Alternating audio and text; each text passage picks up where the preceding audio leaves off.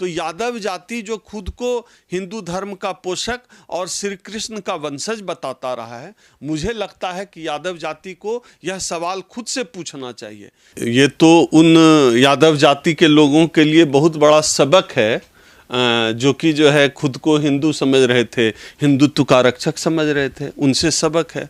और दूसरा पहलू इस घटना का ये है कि जो चीज़ें अब तक ढकी छुपी थी सोशल मीडिया के वजह से कम सामने आ रही है। जातिवाद हम लोग वो नहीं है कि हमने जाति को पढ़ा है किताबों में या फिल्मों में देखकर हमने जाति को नहीं समझा है, हमने जाति को महसूस किया, हमने जाति को भोगा है। देश का जो ओबीसी समाज है उसके अंदर यह जो लंबे समय से यह मानसिकता थी कि हम सवर्णों से नीचे हैं तो क्या हुआ, दलितों से तो ऊपर हैं, वो अपने को एक समाज का एक हिस्सा जो है अपने को शूद्र मानने के लिए भी तैयार नहीं था। तो उनके लिए भी एक जो है यह आई ओपनिंग घटना। तीसरा पहलू इसका ये है कि आप देख लीजिए कि ये कहते हैं उत्तर प्रदेश में भारतीय जनता पार्टी का शासन है, केंद्र में भारतीय जनता पार्टी का शासन है, ये कहते हैं राम राज है। उत्तर प्रदेश में तो राम राज है पूरी तरह से। तो राम राज में जो शूद्र हैं, यादव भी शूद्र हैं, अब तक दलितों के साथ होता आया था। तो लोग बहुत कहते थे कि ये हमेशा विक्टिम कार्ड खेलते हैं, विक्टिम कार्ड खेलते हैं। अब यादवों के साथ हो गया, कोयरी के साथ होगा, कुर्मी के साथ होगा। तो यह समाज का वह सच है, यह भयानक सच है जिसको अब तक छुपाया जाता रहा था, लेकिन अब सोशल मीडिया की वजह से सामने आ रहा है। उनके अंदर जो सवर्ण समाज है, उनके अंदर रक्त शुद्धता का जो दंभ है कि हमारा रक्त ज़्यादा शुद्ध है, हम फलाना जाति में पैदा हो गए तो हम बहुत बड़े हैं, यह जो रक्त शुद्धता का दंभ है, यह दंभ बहुत खतरनाक है।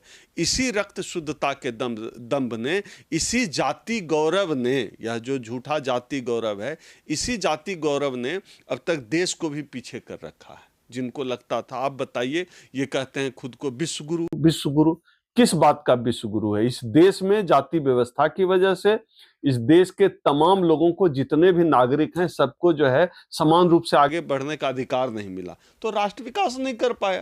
तो क्या यादव काबिल नहीं है कथा करने के? ये तो अब खुद यादव समाज को आत्ममंथन करना पड़ेगा, आत्ममूल्यांकन करना पड़ेगा कि यादव जाति के लोग कितने काबिल हैं। आप कथावाचन की ही बात कर रहे हैं, मैं तो यह पूछ रहा हूं, यादव जाति के लोगों को इससे 2 कदम आगे बढ़कर यह सवाल पूछना चाहिए कि क्या यादव जाति में इतनी काबिलियत नहीं है कि वह किसी केंद्रीय विश्वविद्यालय के वाइस चांसलर बन सके? यादव जाति के लोगों में क्या इतनी काबिलियत नहीं है कि किसी टीवी चैनल में एंकर बन सके? यादव जाति के लोगों में क्या इतनी काबिलियत नहीं है कि वह सुप्रीम कोर्ट में चीफ जस्टिस ऑफ इंडिया बन सके? तो यादव जाति जो खुद को हिंदू धर्म का पोषक और श्री कृष्ण का वंशज बताता रहा है, मुझे लगता है कि यादव जाति को यह सवाल खुद से पूछना चाहिए। साथ ही साथ मेरा यह भी मानना है कि यादव जाति जो अब तक भारतीय जनता पार्टी के साथ थी, या जो इनकी जो हिंदू वाली व्यवस्था है, उस हिंदू व्यवस्था में इन्होंने अपनी औकात देख ली। इसका रिफ्लेक्शन भी देखने के लिए मिल रहा है। आप देखिए सोशल मीडिया पे किस तरह से जो है उस जाति के खिलाफ यादव जाति के लोग लिख रहे हैं। असल में मैं उसे खिलाफ लिखना मानता भी नहीं हूँ। वो है कि आपने सदियों से जिनको सताया, जो छुपा छुपा था, वो जब खुलकर सामने आया तो ये रिएक्शन है, ये किसी क्रिया के विपरीत जो है प्रतिक्रिया हुई है। आप किसी चीज़ को, आप यादव जाति को यादव की वजह से अहीर है, घुटने में बुद्धि होती है, यादव को बुद्धि नहीं होती है, यादव को क्या समझ में आएगा, यादव हो क्या जी। आप समाज में, भारतीय समाज में जिस तरह से यादव जाति को लेकर उसको गुआर, हमारे यहाँ कहीं ग्वाल, हमारे यहाँ गुआर किसी को कह दें तो ऐसा कहा जाता है जैसे गाली हो। तो यह जो समाज के अंदर ये चीज़ें थी, वो चीज़ें भी अब खुलकर सामने आ गई है। तो कोई सबक सीखेगा इस घटना से? सबक तो सीख रहा है। अगर यादव समाज सबक नहीं सीख रहा है तो आप बताइए, पूरे देश से ऐसे जो है वीडियो और फोटो वायरल हो रहे हैं जहां लिखा जा रहा है, बोर्ड बकायदे लोग लगा रहे हैं कि फलाने जाति के लोगों से जो है पूजा पाठ कराना मना है, पूजा पाठ कराने पर दंड के भागी बनेंगे।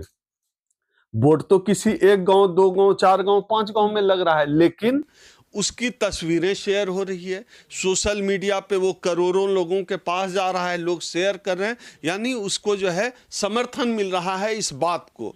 तो समाज में यह जो भ्रांति थी कि जो है यादव के हाथ से पूजा कराएंगे तो पवित्र हो जाएगा, ये हो जाएगा, वो हो जाएगा, फलाना जाति के हाथ से करा लेंगे, तो वो भ्रांति टूटी है।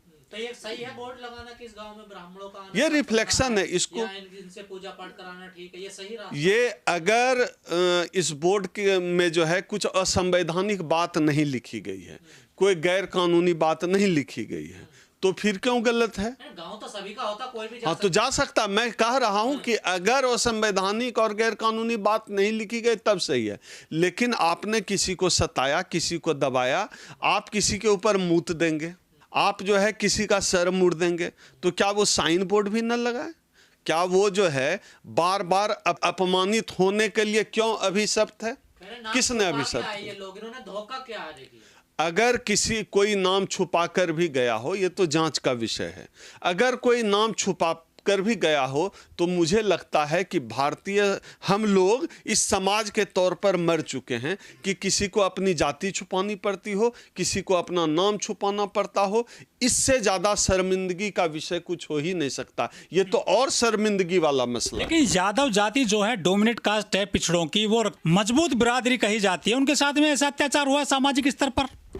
इतनी मजबूत बिरादरी है यादव जाति। अखिलेश यादव इतने मजबूत जाति के नेता हैं कि जब सीएम आवास खाली करते हैं तो गंगा जल से धोया जाता है। इतने मजबूत हैं, इतनी मजबूत है यादव जाति कि जो है जब वो कथा कराने जाते हैं इस जाति के लोग, तब जो है उनको उनके ऊपर पेशाब छिड़क के उसको शुद्ध किया जाता है। अब इसी से हम लोग तो सब समझते हैं, लेकिन अब कम से कम यादव जाति के लोग जरूर समझ जाएंगे हम तो यदुवंशी हैं, वो जाति व्यवस्था में कितने मजबूत हैं, उनका यदुवंश कितना मजबूत है। अब तो यादव जाति के लिए यह आई ओपनिंग है। एक बात समझ लेनी पड़ेगी कि इस देश में सीधी लड़ाई है जो मनुवादियों के बीच और संविधानवादियों के बीच। मनुवादियों के साथ अगर SC ST OBC और माइनॉरिटी कम्युनिटी का व्यक्ति खड़ा होता है, इसका मतलब है वो समाजद्रोही है। उनको समझना पड़ेगा कि मनुवादियों के साथ खड़े होने का मतलब है मनुवादियों को मजबूत करना।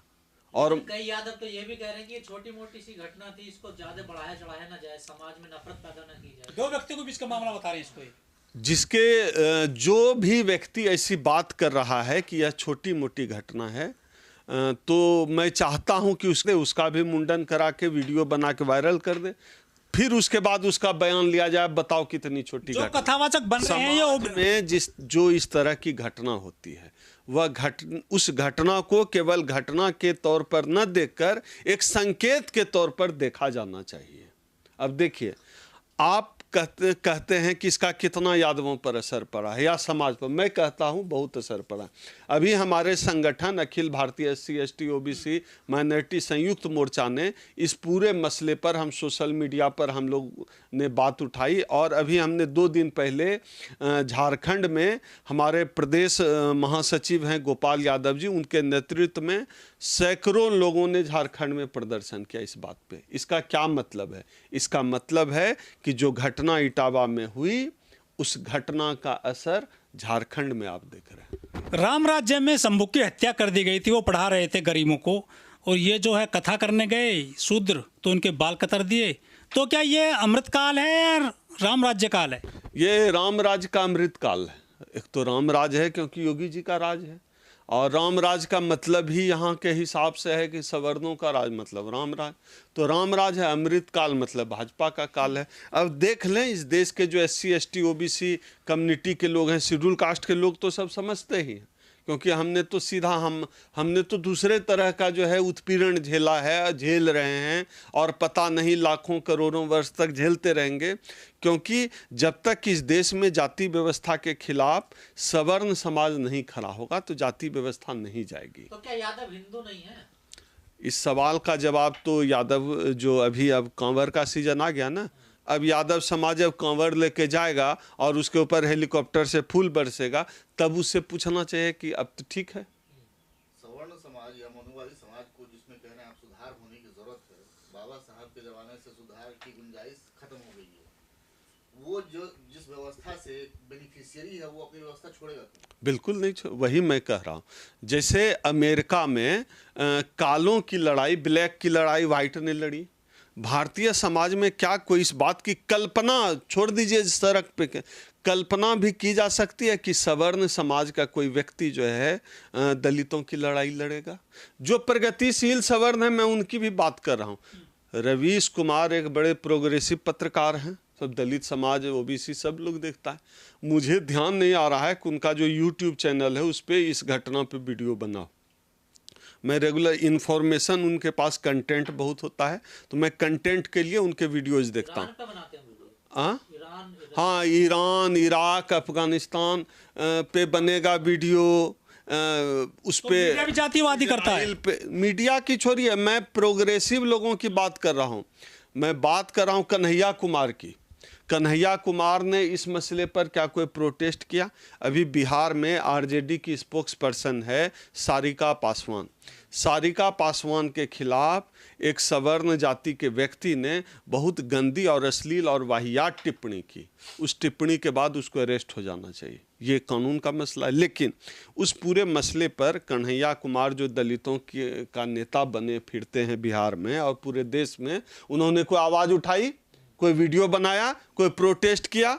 रवीश कुमार प्रोग्रेसिव पत्रकार हैं। इटावा पर कोई वीडियो बनाया? नहीं बनाया। तो सवर्ण, यह जो जाति है ना, चाहे प्रोग्रेसिव हो जाए व्यक्ति, चाहे कम्युनिस्ट हो जाए, चाहे कुछ भी हो जाए, जाति नहीं जाती है भैया। अब रवीश कुमार अगर वीडियो नहीं बना रहे हैं, इसका मतलब है कि रवीश कुमार के अंदर जो जाति है वो नहीं गई है।